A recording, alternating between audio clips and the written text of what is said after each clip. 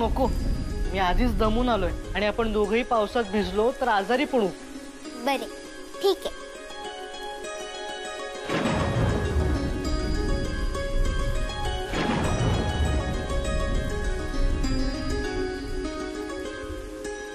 अहो, तुम्हाला एक सांगू, हे सारे पाहत राहिले ना की मन वेगळ्याच जगात जाते. असे वाटते की आपण माणसे हे सारे वैभव सोडून कुठल्या तरी क्षुद्र जगात बुडालेलो असतो.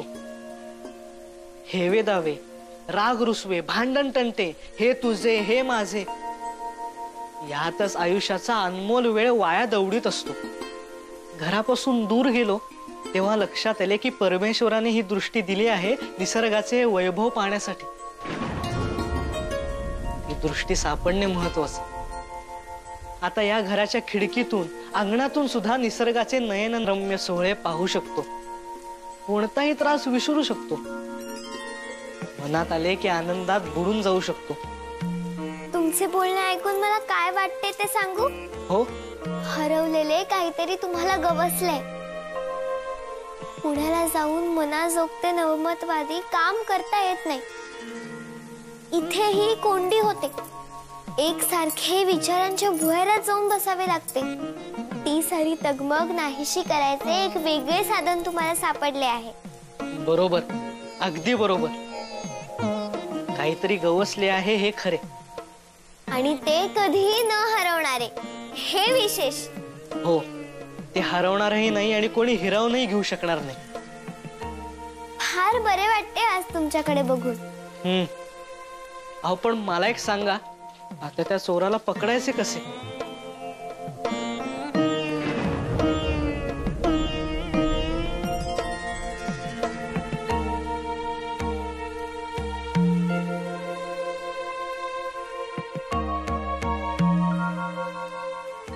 चोर लोभी असेल तर तो दागिन्यांच्या आशेने पुन्हा येईल, पण आपण मात्र लक्ष ठेवायचे. तुम्ही म्हणताय म्हणजे त्यात तथ्य असेल.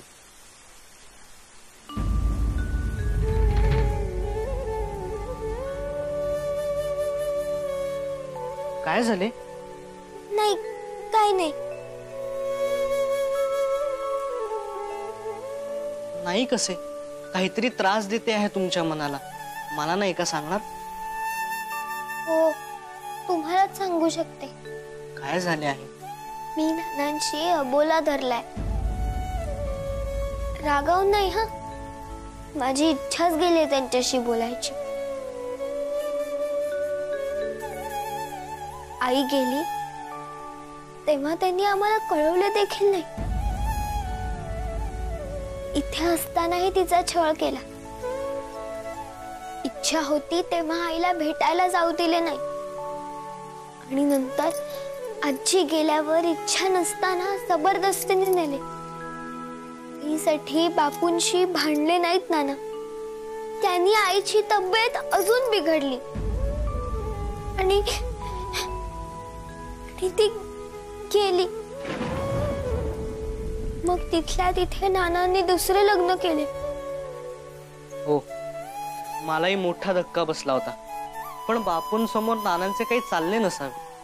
मुले लहान आहेत, त्यांना आई हवीच असे दडपण आणले असेल बापूंनी.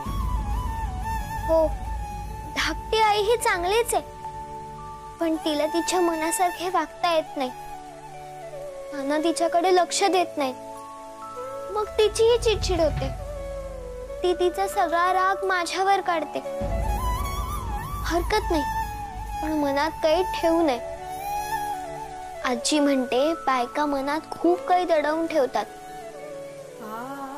आणि मग त्यातून विकार होतात. आजार पण येतं. पुरुषांना आपल्या मनातले बाहेर काढायला खूप मार्ग असतात, पण बायकांना नसतात. होय, हे खरे, अगदी खरे.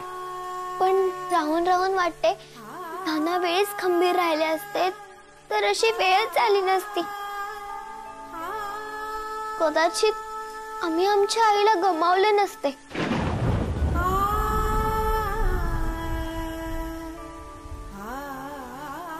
मला नानांशी बोलावेसेच वाटत नाही. मी चुकीचे करत नाहीये ना?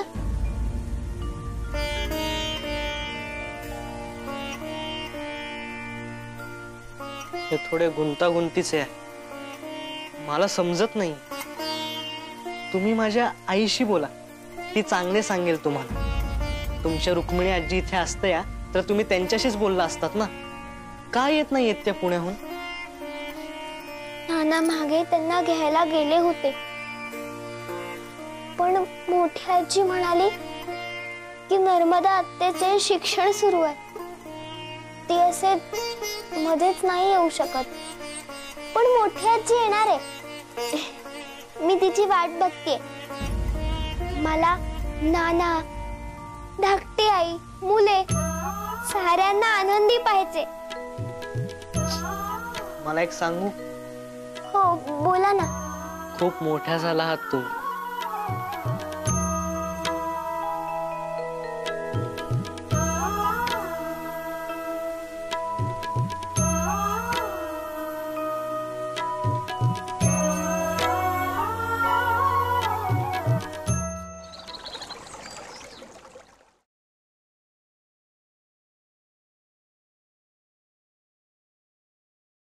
काल मंगळागौरीत माझी मोहनमाळ आणि चंद्रहार दोन्ही गेले. माझ्या आजीने केले होते मला ते दागिने. मी माझ्या आजीची भारी लाडकी. ती माहितीये मला काय म्हणायची? तू माझी चंद्रकोर आहेस म्हणून तुला हा चंद्रहार. चंद्राला ग्रहणच लागले इकडे आल्यानंतर. अवघे आयुष्य म्हणजे न संपणारा जुलमाचा रामराम झाले. असो, आलिया भोगासी असावे सादर. आता चंद्रहार नाहीये ना, तर हा हार घालते. माझ्या काकूने केला होता माझ्यासाठी. ती पण आपल्या कावेरी काकूंसारखी होती, अखंड हसणारी. ती काय म्हणायची माहितीये? संसार कसा आंबट गोड असायला हवा, तरच त्याची मौज. हा हार बघितला की काकूची खूप आठवण येते मला.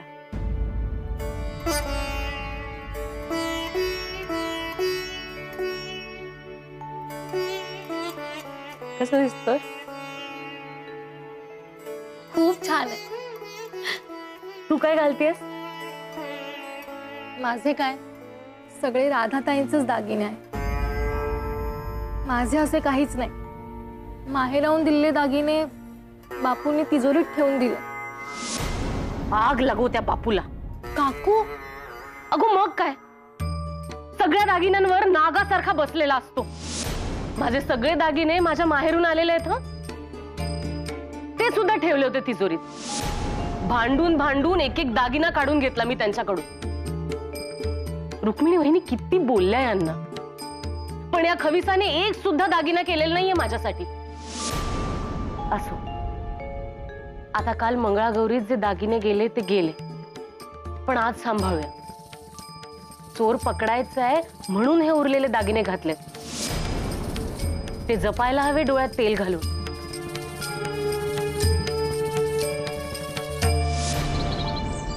आजी, मला एक मोत्याची माळ गळ्यात घालून दे. हो तर ये बाई अशी ये. हा यशोदे, बाकी तुझी ही युक्ती मला खूप आवडली हो. म्हणजे रडत न बसता असलेले दागिने अंगावर घालून कार्यक्रम साजरा करायची. बघ बरं, बघू. हा छान छान बाई बघू. चांगलंय हो, चांगलंय. बघू, बरं दिसतंय. माझी वज्रटीक मात्र गेली हो चोरीला. सासूबाईंनी दिलेली होती मला. बाकीचे दागिने मी सुलोचनेला आणि गोदेला लग्नात दिले होते, पण वज्रटीक मात्र ठेवली होती हो, सासूबाईंची आठवण म्हणून. गळ्यात घालायला घेतली की नेहमी मला त्यांचे बोलणे आठवायचे हो. त्या मला नेहमी म्हणायच्या. काय म्हणायच्या त्या? त्या नेहमी म्हणायच्या, कावेरी आमचा त्र्यंबक की नाही. सासूबाई, भाऊ तू का लाजतेस? मी काय नाव नाही घेत त्याचं. सासूबाई काय म्हणाल्या ते सांगते. त्या म्हणायच्या, कावेरी आमचा त्र्यंबक आहे ना तापट आहे, आरडाओरडा करेल, वेडं वाकडं बोलेल, पण तू मात्र घाबरायचं नाही, घट्ट राहायचं, अभेद्य, अगदी वज्रासारखं, कोलमडून पडायचं नाही. ही आठवण राहावी म्हणून मुद्दाम ही वज्रटीक घालते मी तुझ्या गळ्यात. गेलीये खरी, पण ती वज्रटीक परत मिळवल्याशिवाय मी शांत राहणार नाही. वज्रटीकच ती, हारायची नाही. हा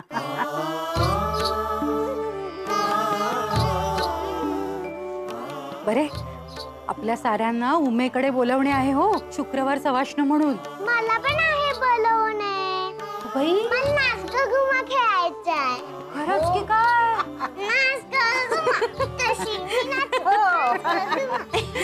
नाचायचं हो, नाचायचं. नाचू. असू द्या, असू द्या, असू द्या.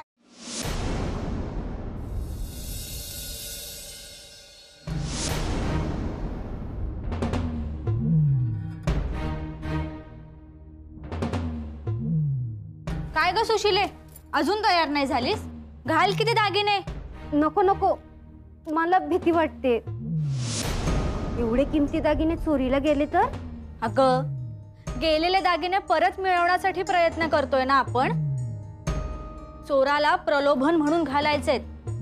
घाबरू नकोस, चोराला पकडण्यासाठी भरपूर दागिने घालायचे ठरले आहे. तेव्हा कसलाही विचार न करता पटकन ते दागिने घाल आणि लवकर ये.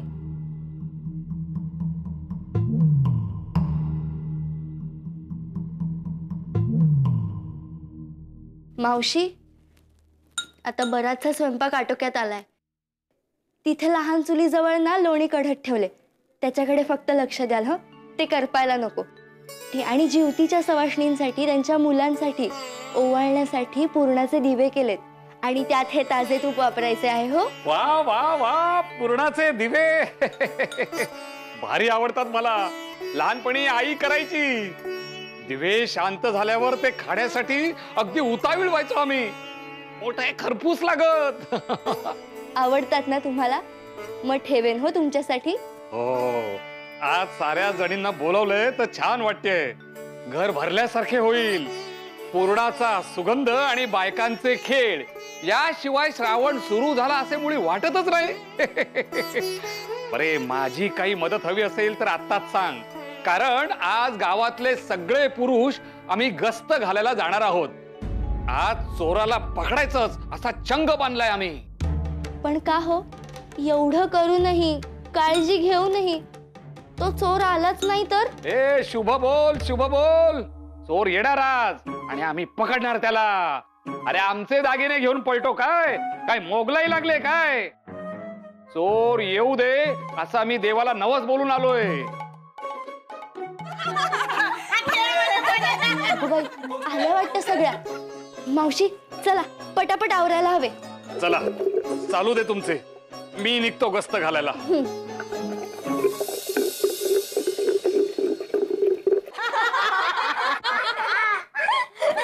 मी म्हणते ते बरोबर आहे का नाही? बरोबर आहे.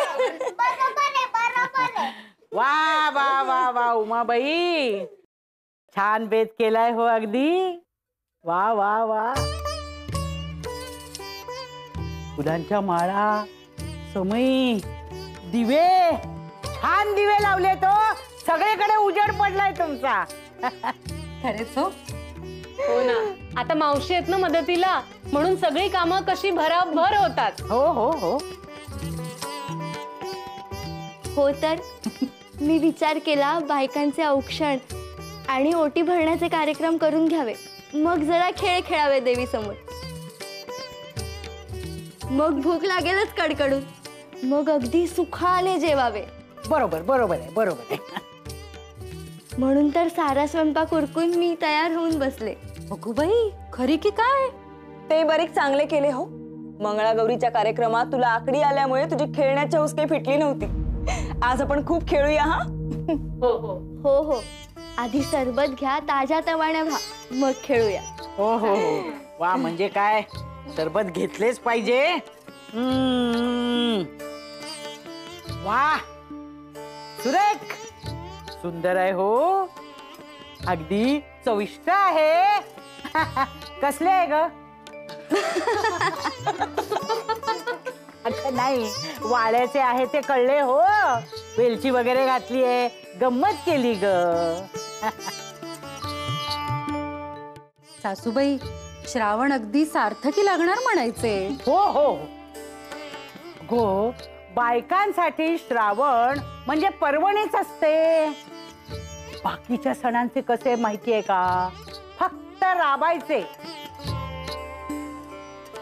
दिवाळी म्हणू नको, गणपती म्हणू नको, त्या गणपती समोर घटकाभर हात जोडून बसायची सुद्धा फुरसत नसते बायकांना. पण श्रावणाचे तसे नाही हो. हा महिना बायकांचे कोण पुरवतो. अगदी हो अगदी खरे. हो बघा ना, म्हणजे श्रावणी सोमवार पासूनच सुरुवात होते बर का. सोमवारी शिवामूठ व्हायची म्हणून शंकराच्या देवळात जाणे होते. बर, सोमवारी कसे सगळ्यांचाच उपवास, त्यामुळे स्वयंपाकाचा ताण नाही. मंगळवारी हमखास कुणाच्या तरी घरी मंगळागौर असते. हो,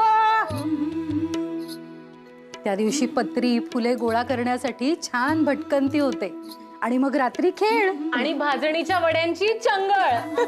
होय बाई.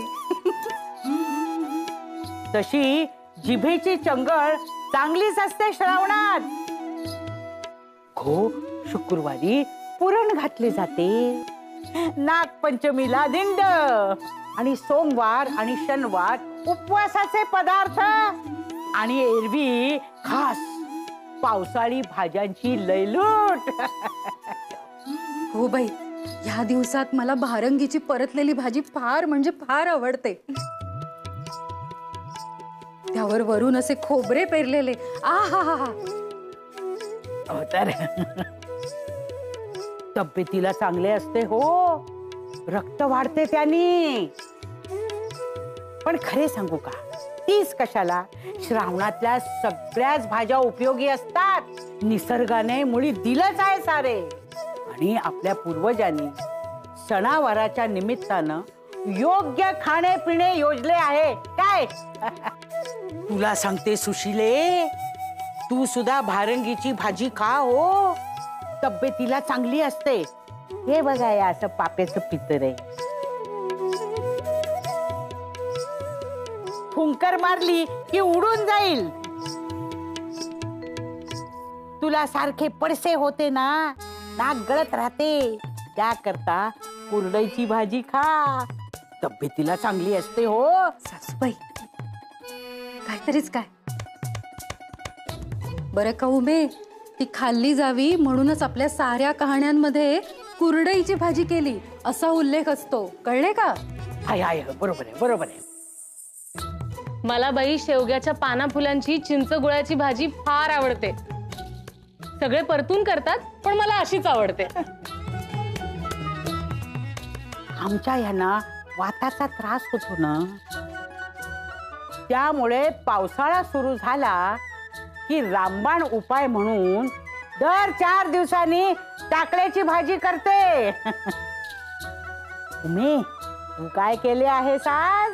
नाही म्हणजे काय, पुरण वरण म्हणी मटकीची उसळ ती तर असणारच आहे काय, पण खास भाजी अशी काय केलीस? भरली कंटोली केलीये. अगो बाई, खरी की काय? खूप आई. अगं बाई, पहिल्यांदाच ऐकते. आम्ही तर कारल्याप्रमाणे परतून करतो. मला येतात की भरलेली. काय करायचे, चण्याचे डाळीचे पीठ थोडे भाजून घ्यायचे, त्यात हळद तिखट मीठ चिंच गुळाचा कोळ ओले खोबरे थोडे ओलसर करून घालायचे, आणि भरल्या वांग्यांसाठी कशी आपण चिरा पाडून वांगी भरतो तशी कंटोळी भरायची, आणि छान तेलात परतवून शिजवायची. अगदी चटकदार लागतात. काय सांगताय काय सुनबाई, येते का तुम्हाला पण? ते सांगू नको. उद्या लगेच कर. हो. आता चला खेळ सुरू करा, नाही तर भाज्याच्या वर्णनानं भूक खवळून उठायची. हो हो हो. आणि मुख्य म्हणजे इथला सगळा कार्यक्रम झाला की देवीच्या देवळात जायचंय ना. हो हो. हो बाई, तिची ओटी भरून प्रार्थना करायची. हो हो. चोर लवकरात लवकर पकडला जाऊ दे. हो हो. चला मग खेळूयात का? हो हो. काय सखू मावशी, खेळ खेळणार का? सागर मासा सुसू, किकीचं पान बाई किकी. लाजली लाजली.